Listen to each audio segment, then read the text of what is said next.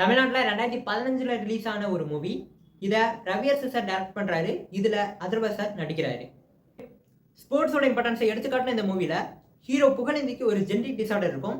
அந்த genetic disorder பற்றி தான் இன்னைக்கு நம்ம வீடியோவில் டீட்டெயிலாக பேச போகிறோம். நான் உங்கள் Sukumar. Welcome to our show mad movies.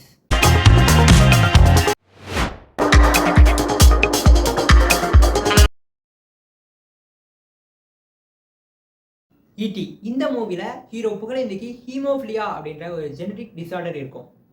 இது ஒரு எக்ஸ் லிங்க்டு இன்ஹெரிட்டன்ஸ். இது மேக்ஸிமம் மேலே மட்டும்தான் அஃபெக்ட் பண்ணும். ஏன் ஃபீமேல் அஃபெக்ட் பண்ணாது அப்படின்னா ஃபீமேல் ஒரு கேரியராக ஆக்ட் பண்ணுவாங்க. மேலுக்கு 23வது குரோமோசோமில் XY அப்படின்னு 2 ஜீன் இருக்கும். ஃபீமேலுக்கு 23வது குரோமோசோமில் XX அப்படின்னு 2 ஜீன் இருக்கும். நம்ம சொல்லிட்டோம் இந்த ஹீமோஃபிலியா அப்படிங்கிறது ஒரு எக்ஸ் லிங்க்டு இன்ஹெரிட்டன்ஸ் அப்படின்னு. அப்போது எக்ஸில் மட்டும்தான் இந்த டிசீஸ் கேரி ஆகும். ஸோ இந்த மேலுக்கு இருக்குது அப்படின்னா எக்ஸில் மட்டும்தான் வரும். ஃபீமேலுக்கு இருந்தால் 2 எக்ஸில் ஏதாவது ஒரு எக்ஸில் வரலாம். இப்போது மேலுக்கு ஏதாவது ஒரு எக்ஸ் இருக்கிறதே ஒரு எக்ஸ் தான். ஸோ அந்த எக்ஸில் டிசீஸ் இருக்குது அப்படின்னா கண்டிப்பாக இவர் அந்த டிசீஸை ஷோ பண்ணிடுவார். அந்த டிசீஸ் இவருக்கு உள்ளே இருக்காது, வெளியே காட்டிடுவார்.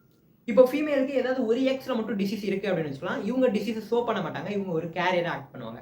ஸோ இந்த எக்ஸும் இந்த ஒய்யும் சேர்ந்து ஒரு மேல் சைல்டு பிறக்கிறாங்க அப்படின்னா, அதாவது இங்கே டிசீஸ் ஆன எக்ஸும் இந்த ஒய்யும் சேர்ந்து ஒரு சைல்டு இருக்குது அப்படின்னா அந்த சைல்டுக்கு கண்டிப்பாக ஹீமோஃபிலியா இருக்கும். அதுவே இந்த ஃபீமேல்கிட்ட இருக்கக்கூடிய டிசீஸ்டு எக்ஸ் ஜீனும் இந்த மேல்கிட்ட இருக்கக்கூடிய ஹெல்த்தியான எக்ஸ் ஜீனும் சேர்ந்து ஒரு ஃபீமேல் சைல்டு பிறகுது அப்படின்னா அந்த ஃபீமேலுக்கு ஹீமோஃபிலியா இருக்காது. ஹீமோஃபிலியா நம்ம பிளட் கிளாட் ஆகிற எபிலிட்டியை இழந்துருச்சு அப்படின்னா அதுதான் நம்ம ஹீமோஃபிலியா அப்படின்னு சொல்லுவோம். நார்மலாக பிளட் எப்படி கிளாட் ஆகும்? இப்போ எனக்கு ஒரு இடத்துல இன்ஜூர் ஆயிடுச்சு, உடனடியாக என்னோட பிளட் ஃப்ளோவை அந்த இடத்துல கம்மி பண்ணணும். அதுக்காக நம்மளோட பிளட் வெசல் தானே என்ன ஆகும்னா வேசோ கன்ஸ்ட்ரக்ட் ஆகும், தன்னை தானே சுருக்கிக்கும். அதனால இந்த இன்ஜூரி ஏரியாவுக்கு பிளட் ஃப்ளோ கம்மி ஆகுது. உடனடியாக இன்ஜூரான திசுலேருந்து ஒரு சில கெமிக்கல் செக்ரெட் ஆகும். எக்ஸாம்பிள் பார்த்தீங்கன்னா வேன் வில்லிபிராண்ட் ஃபேக்டர் அப்படின்ற ஒரு கெமிக்கல் இருக்குது. இந்த கெமிக்கல் பிளேட்லெட்ஸ் எல்லாம் பக்கத்தில் கொண்டு வரும். ஸோ பிளேட்லெட்லாம் பக்கத்தில் வந்து பிளேட்லெட் பிளட் ஃபார்ம் பண்ணுவாங்க. இது பார்த்தீங்கன்னா டெம்பரரியாக அந்த பிளட்டை வந்து வெளியே போகாமல் பார்த்துப்பாங்க. ஆனால் நமக்கு இந்த பிளேட்லெட் மட்டும் கரெக்டாக இருந்தால் பத்தாது. நம்ம கிளாட் ஆகணும் அப்படின்னா நமக்கு கிளாட்டிங் ஃபேக்டர்ஸ் எல்லாமே கரெக்டாக இருக்கணும். கிளாட்டிங் ஃபேக்டர்ஸ் நம்மளோட பிளட்டோட பிளாஸ்மாவில் இருப்பாங்க. கிட்டத்தட்ட 12 கிளாட்டிங் ஃபேக்டர்ஸ் இது வரைக்கும் கண்டுபிடிச்சிருக்காங்க.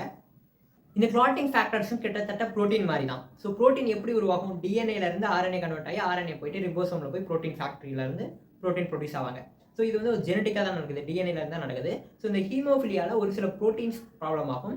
இந்த கிளாட்டிங் ஃபேக்டர்ஸ் எல்லாம் நம்மளுடைய லிவர் ஹெப்படோசைட் செல்ஸில் இருந்து வராங்க. அது மட்டும் இல்லாமல் நம்ம போன் மேரோவில் மெகா கேரியோசைட்ஸ் நம்ம பிளேட்லெட்டோட ப்ரீகர்சர் செல்ஸில் இருந்தும் அந்த ஸ்டெம் செல்ஸில் இருந்தும் டெவலப் ஆகி வருவாங்க.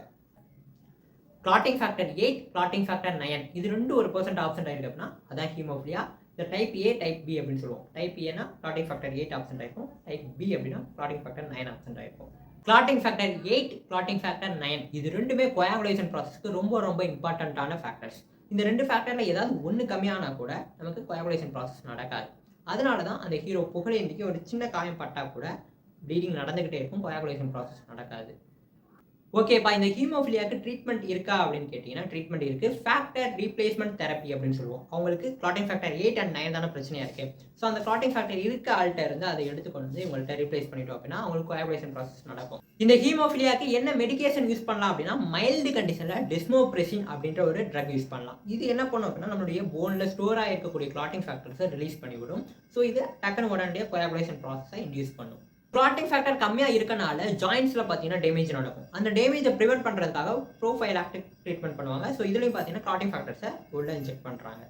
ஹீமோஃபிலியா அப்படின்றது ஒரு ஜெனடிக் டிசார்டர் அப்படிங்கிறனால அது வராமல் நம்மளால் தடுக்க முடியாது. ஆனால் வந்துட்டு அதை நம்ம ட்ரீட் பண்ணி மேனேஜ் பண்ணலாம். இப்போ பார்த்தீங்கன்னா ஜீன் தெரப்பி அப்படின்ற தெரப்பிலாம் பார்த்தீங்கன்னா டெவலப் ஆகிட்டு வருது. ஸோ டேரெக்டாக அந்த எந்த ஜீன் அஃபெக்ட் ஆகிருக்கோ, எக்ஸ் லிங்க் ஜீன் அஃபெக்ட் ஆகிருக்கு இல்லையா, ஸோ அந்த ஜீனை போய் ட்ரீட் பண்ணுற அளவுக்கு டெக்னாலஜிலாம் டெவலப் ஆகிட்டு வருது.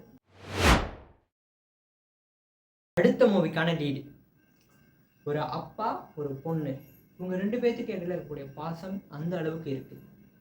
ஸோ அந்த படத்தை தவிர வேற எந்த படத்துலையும் அந்த பாசத்தை ஸ்க்ரீனில் காட்ட முடியல அப்படின்னா இந்த படத்தை நம்ம சொல்லலாம்.